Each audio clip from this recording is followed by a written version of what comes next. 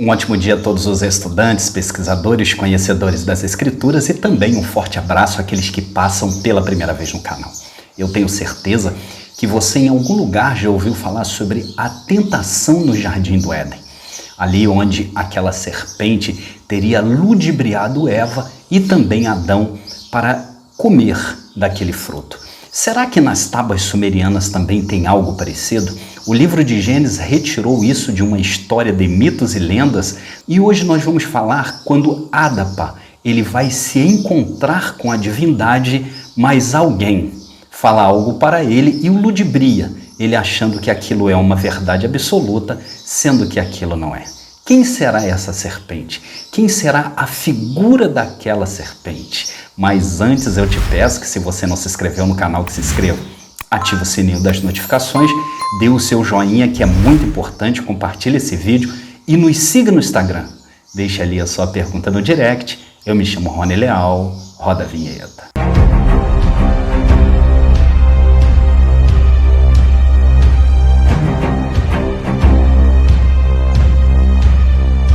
Lembramos do vídeo anterior, onde Adapa nasce também a sua esposa Titi, e eles, depois que a sua mãe os amamentam, ele é levado para morar no Etim, lá no Eridu.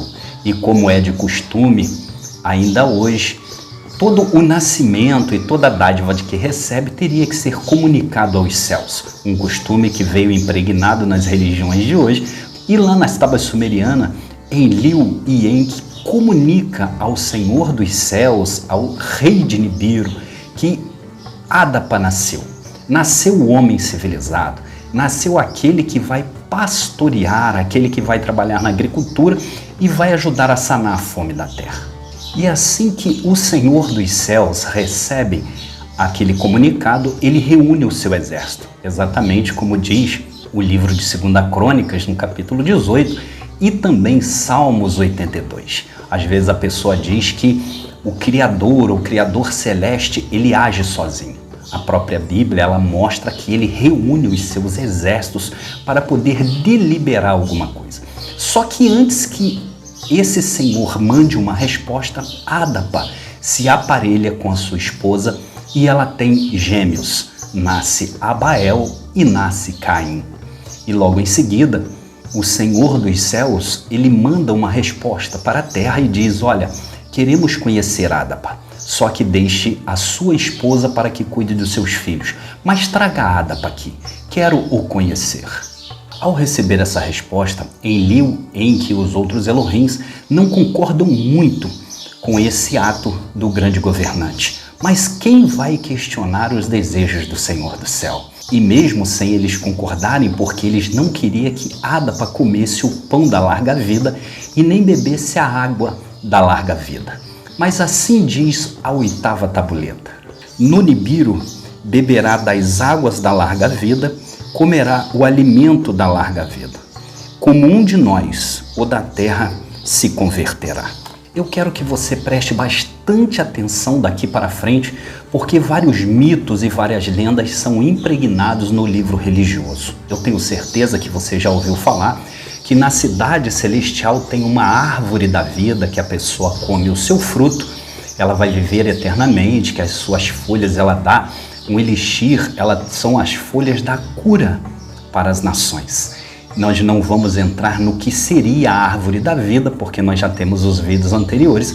Lembre-se, o alimento não é o fruto da árvore, mas nós veremos posteriormente o que seria esse alimento.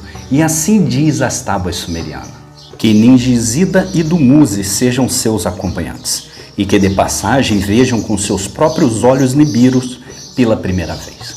Então Ningizida e Dumuzi, que haviam nascidos na terra, eles ainda não tinham ido na cidade celestial. Eles, como também Elohim, eles como pessoas divinas, eles teriam nascido aqui. E pela primeira vez eles iriam conhecer o que era a cidade celestial. A decisão que os Elohims tiveram de mandar os dois acompanhar Adapa, ela tem 3 significados. O primeiro era que eles não conheciam a cidade celestial. O segundo é que, como eles precisariam casar também, eles teriam que arrumar noivas lá nessa cidade celestial. E a terceira foi que Enki deixou bem claro que Adapa não poderia se iludir com as delícias de Nibiru. Ele teria que ir se apresentar ao grande rei, mas também voltar em segurança, não se deixar iludir pelas delícias que haviam lá. E eles agora aguardando o carro de fogo que vinha dos céus. Assim que ele pousa, Ilabrate desce e é apresentado para ele Adapa, Tite e os dois gêmeos. Ilabrate, o vizir, aquele que foi enviado pelo grande rei celeste, ele olha para aqueles seres e diz: esses realmente são a nossa imagem e a nossa semelhança. Agora eu quero que vocês prestem bastante atenção, porque vai começar o relato daquele possível engano da serpente com Adão. Aqui vai começar o relato dos seres civilizados e aquela possível serpente sobre o que eles deveriam fazer. Em que anteriormente era conhecido como Ea, o Senhor das Águas, vestido com uma roupa de escamas parecendo uma pele de cobra. E ele chama Adapa e diz as seguintes palavras: Adapa, ao Nibiru, o planeta de onde viemos, vai ante Anu, nosso rei. Chegará ante a sua majestade e te apresentará. Ante ele te inclinará. Fala só quando te perguntar. Dá breves respostas às perguntas. Te dará roupa nova. Ponha objetos novos. Darão um pão que não se encontra na terra. O pão é mortal. Não coma. Darão-lhe um elixir em um cálice para que o beba. O elixir é mortal. Não bebes dele. Você já ouviu a expressão que ao vencedor o Senhor lhe dará novas vestes? São mitos sumerianos a favor da religião, em que não queria que Adapa comesse do pão da vida e nem do elixir da vida eterna, porque Adapa ele era um terrestre e ele teria que respeitar os ciclos da terra, em que Enlil, Nimá e os outros Elohims, eles não queriam que Adapa fosse como eles e tivesse a larga vida. E assim que acaba de destruir Adapa quando chegar na presença do grande rei, em que abraça os seus dois filhos e entrega a Ningizida a tabuleta dos segredos, para que quando ele chegasse na presença do grande pai, aquele que governa a cidade celeste, entregasse e ele saberia o que ali estaria escrito. E assim diz as tábuas sumerianas: a Ningizida e Aldumuzi lhe deu o traje do Igis, vestiram-se como águias celestiais. Quanto a Adapa cortou seu cabelo solto, lhe deu um capacete como de uma águia em lugar da sua tanga, fizeram-lhe ficar uma vestimenta ajustada. Lhe pôs entre a Ningizida e Dumuni no interior de o que acende. Quando se deu o sinal, o carro celeste rugiu e se estremeceu. Adapa se encolheu de medo e gritou: a águia sem asas se está elevando. Ningizida e Dumuzi lhe puseram os braços nos ombros, com palavras tranquilas o acalmaram.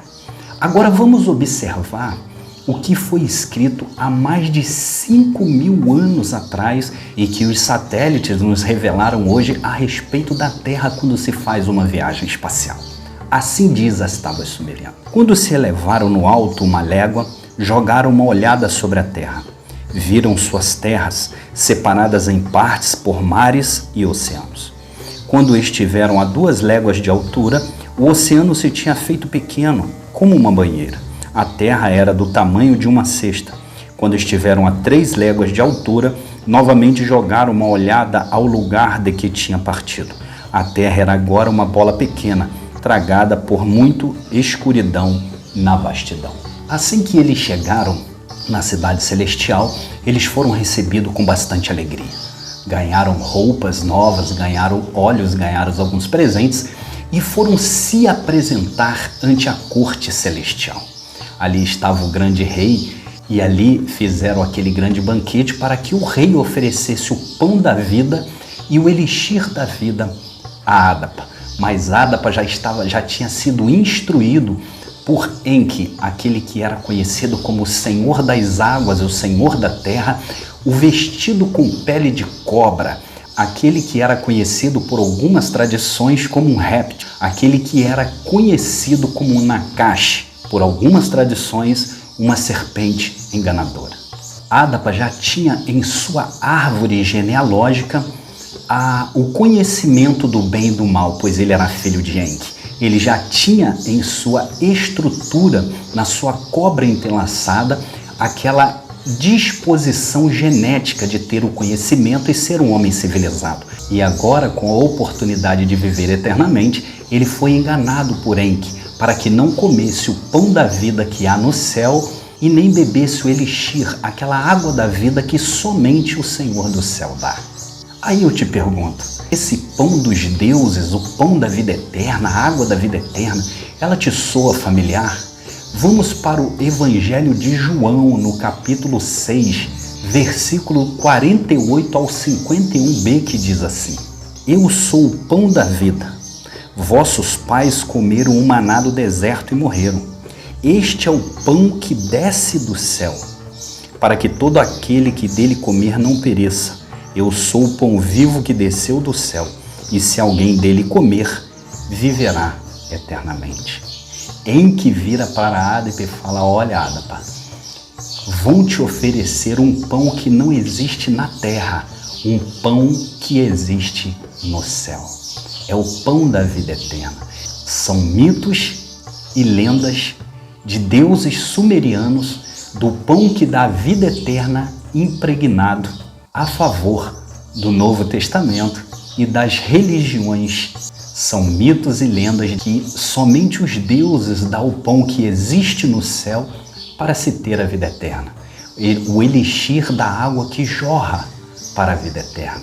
O escritor do Evangelho, ele usa esse mito sumeriano para dizer que agora existe um pão que desceu do céu para dar a vida eterna.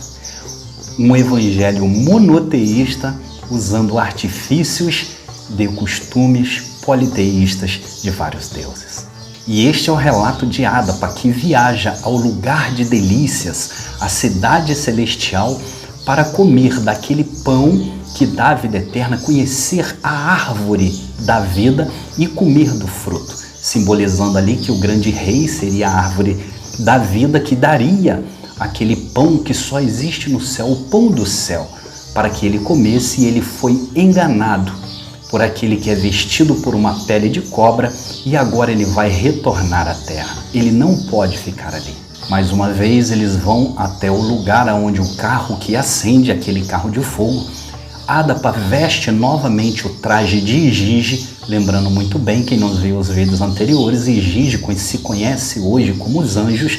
Ele veste aquele traje de Igigi, coloca o seu capacete de águia, aquele mesmo que Ezequiel viu lá no capítulo 1, entra no carro de fogo, aquele que faz muito barulho quando acende, pega os céus e volta novamente para a terra, para junto da sua esposa Titi, para junto dos seus filhos Abael e Caim, sem conhecer e sem ter em sua genética a vida eterna.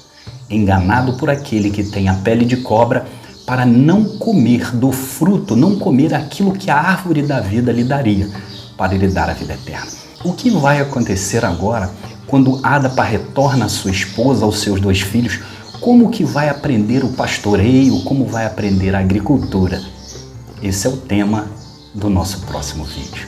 Então eu peço que, se você não se inscreveu no canal, que se inscreva, ative o sininho das notificações, dê o seu joinha, que é muito importante, compartilhe esse vídeo e nos siga no Instagram. Deixe ali a sua pergunta no direct. Eu me chamo Rony Leal, um grande abraço e até a próxima.